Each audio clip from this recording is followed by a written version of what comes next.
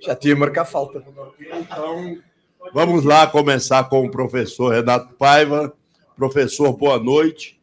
O torcedor, às vezes, não entende o que se faz. O profissional que trabalhou seus esquemas e tudo, sabe o que está fazendo, mas o torcedor, às vezes, fica sem entender. Como é que o amigo explica a escalação inicial do Sport Clube Bahia para esse jogo? Boa noite. E mesmo trabalhando também nos enganamos, não somos infalíveis. Vamos ver. Jogámos um jogo há 72 horas, jogámos hoje e vamos jogar segunda-feira. Tivemos muito tempo para recuperar, tivemos 2 dias para recuperar.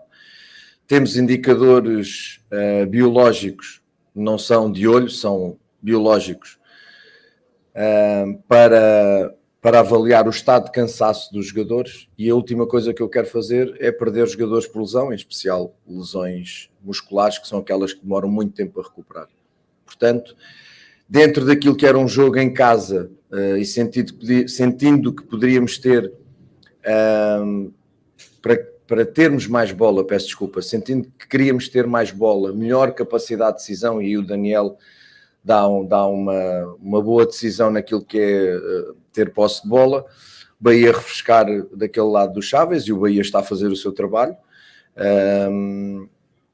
E pronto, e manter mais ou menos alguns jogadores importantes que nós tínhamos na ideia para o jogo, e que de facto a sua recuperação nos permitiu utilizar. Aqueles que para nós significavam um risco, nós não arriscámos, porque há jogo segunda-feira e há mais não sei quantos jogos que aí vêm, e portanto a última coisa que nós queremos é perder jogadores por causa disso. Portanto, a escalação é simples, foi esta, e entendendo o que era o Volta Redonda e balizando um bocadinho aquilo que tinha sido o jogo em casa deles, achámos que foi o melhor 11 para começar este jogo.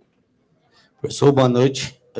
Olá, Mário. Um resultado, mais uma vez, elástico, depois de um resultado que decepciona o torcedor. Aconteceu isso na Copa do Brasil, depois do jogo do Sport, e hoje novamente. Eu queria que você explicasse esse momento, como é que você consegue fazer essa mudança, mas a que ponto o time hoje só foi jogar bola no segundo tempo, fazendo uma partida até abaixo da partida que perdeu para o Botafogo? Estou de acordo contigo.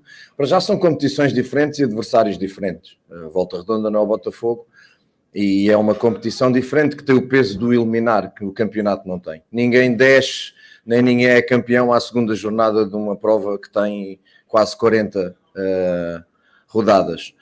Mas de facto é verdade, a equipa começou muito bem, os primeiros 10 minutos a equipa esteve muito bem, tem ali jogadas muito bonitas, depois desligou-se um bocadinho, mas mesmo assim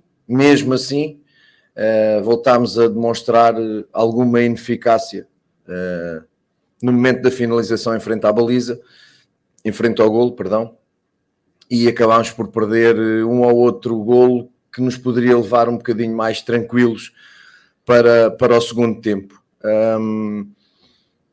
Corrigimos algumas coisas ao intervalo, acima de tudo acalmámos os jogadores, porque os jogadores começaram depois a entrar numa precipitação de ganhava a bola, perdia a bola, 2, 3 passos perdia a bola, mau controle, más decisões. Pronto, e portanto tranquilizámos aquilo que tínhamos a tranquilizar, acertámos um bocadinho o jogo, e era uma questão das bolas começarem a entrar, porque depois o Volta Redonda tinha que ir atrás ainda mais, aumentava a desvantagem para eles, e nós sabíamos que íamos ter mais espaço, e tendo mais espaço foi a altura depois também começarmos a mexer, não só a refrescar alguns jogadores que têm tido mais minutagem, mas também dar alguma verticalidade e alguma velocidade, em especial à linha da frente, para aproveitar aquilo que eu percebi ao ler as substituições do meu colega. Percebi que os espaços podiam entrar por ali, depois fizemos uma segunda parte, onde mesmo assim nos primeiros 10, 12 minutos falhámos 4 bolas de golo. Portanto, se a gente hoje é eficaz, tinha sido um resultado muito mais avolumado, mas também se nós somos eficazes, também se calhar não tínhamos perdido este último jogo. Boa noite, Paiva. Boa noite, como está?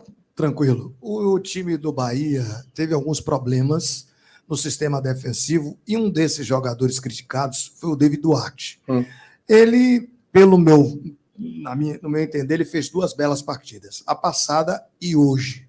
como é que fica esse setor? E também você falar do Arthur Salles, que parece que é um jogador que tem um faro de gol. É bem observado, e ainda bem que acontece, porque o David é um extraordinário profissional, é um ser humano inacreditável, não jogava há muito tempo e é de uma seriedade profissional incrível no seu trabalho.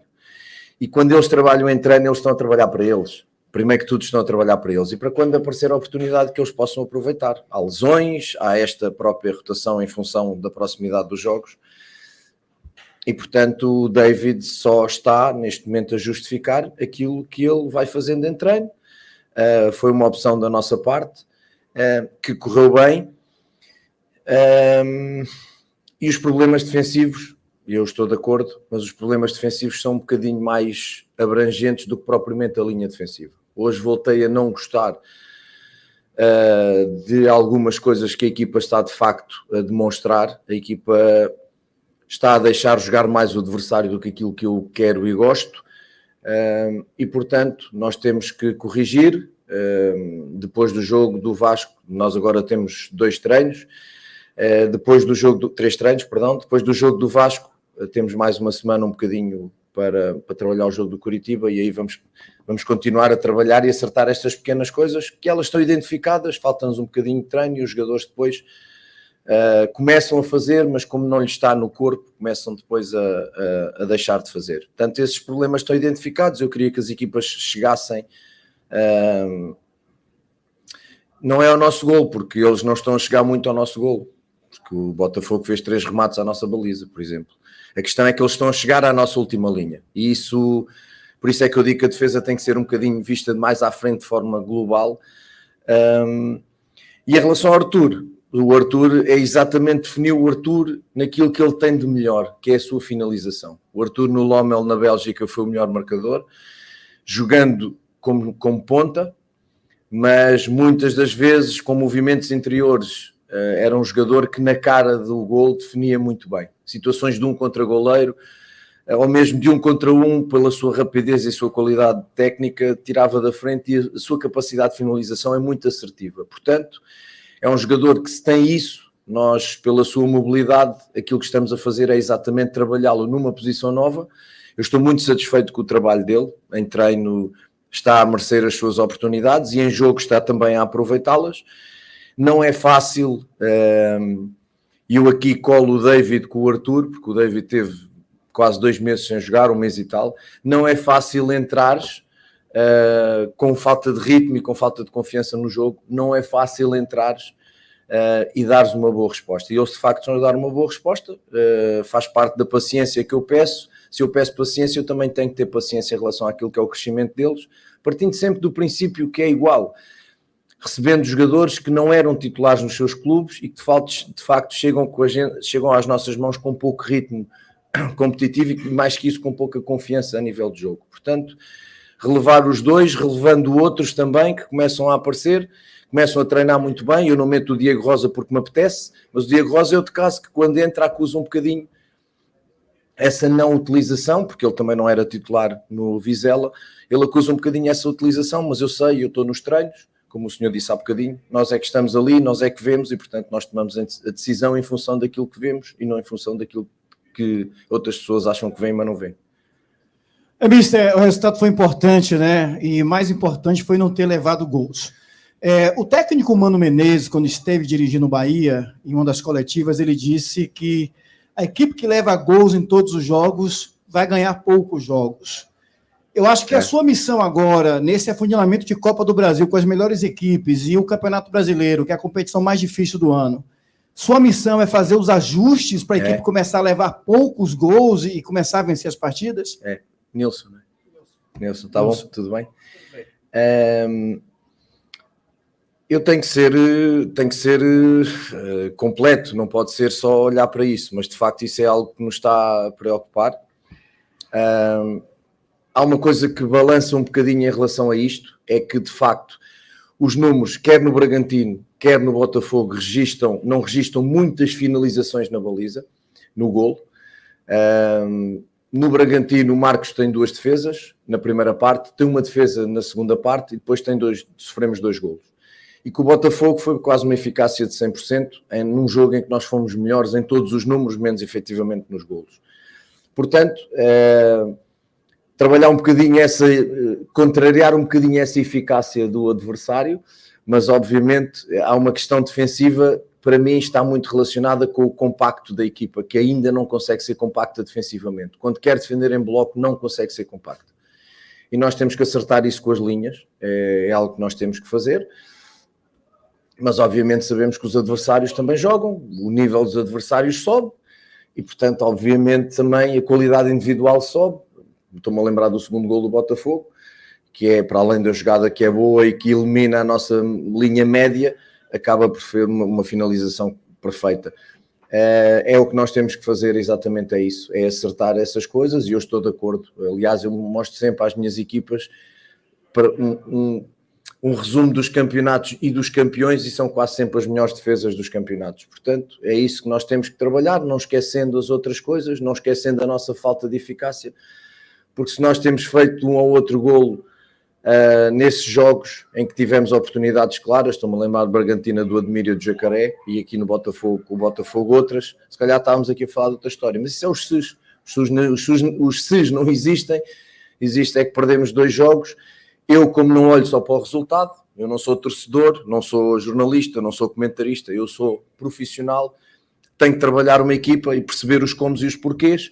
De facto, não gostamos de perder, mas a minha obrigação é perceber como é que perdemos, porque é que perdemos, e os números e o jogo, em especial o jogo do Botafogo, deixam-nos sensações muito positivas. Agora cada jogo é um jogo e os adversários, como disse e com razão, vão ser cada vez mais difíceis e nós vamos ter que ser cada vez melhores. Boa noite, Renato. Cada jogo conta a sua própria história, você acabou de falar sobre isso e sobre o encaixe da sua transição defensiva e também desse momento defensivo da equipe. Mas eu queria que você falasse um pouco sobre o Jacaré. Eu lembro que teve um jogo que teve um pênalti e você se chateou muito, porque ele pegou a bola e bateu e você queria que um outro jogador batesse, no caso era o Goulart, e hoje você iria fazer a alteração, ele era um dos escolhidos a sair, você acabou segurando a alteração e permitiu que, pelo menos que permitiu que ele batesse o pênalti.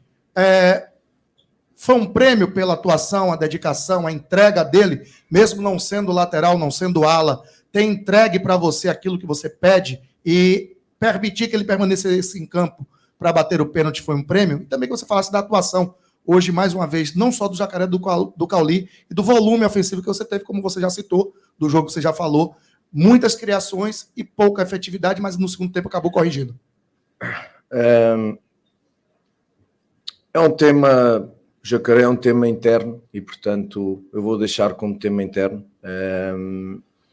E em relação à questão do Cauli, não individualizo. Acho que a equipa fez um bom jogo e, portanto, é isso que me deixa tranquilo. Renato, boa noite. Boa noite. Tudo bem? O sorteio ainda não tem data definida. Sim. Mas as oitavas de final vai contar com um dos principais times do país. Então a gente pode ter grandes clássicos. Qual a sua expectativa referente ao Bahia nas oitavas de final, visto que nos últimos anos o Bahia não avançou para as oitavas de final da Copa do Brasil? Não esteja agoirado já. Não tenho expectativa, porque um sorteio é um sorteio. E, portanto, como um sorteio é um sorteio, nós vamos estar, obviamente, à espera de qual será o adversário e preparar o jogo. Neste momento, mais que o sorteio, é trabalhar a minha equipa e prepará-la cada vez mais para, como disse o Nilson muito bem, as dificuldades vão cada vez aumentar mais e nós temos que trabalhar mais e melhor para a equipa ser cada vez mais equipa, ser cada vez mais compacta ofensiva e defensivamente. Portanto, os sorteios não vale a pena estar aqui com coisas, porque vai sair alguém e nós, quando sair, prepararemos para isso, mas até lá, como eu digo, a nossa preocupação é que a equipa fique muito mais efetiva em termos ofensivos.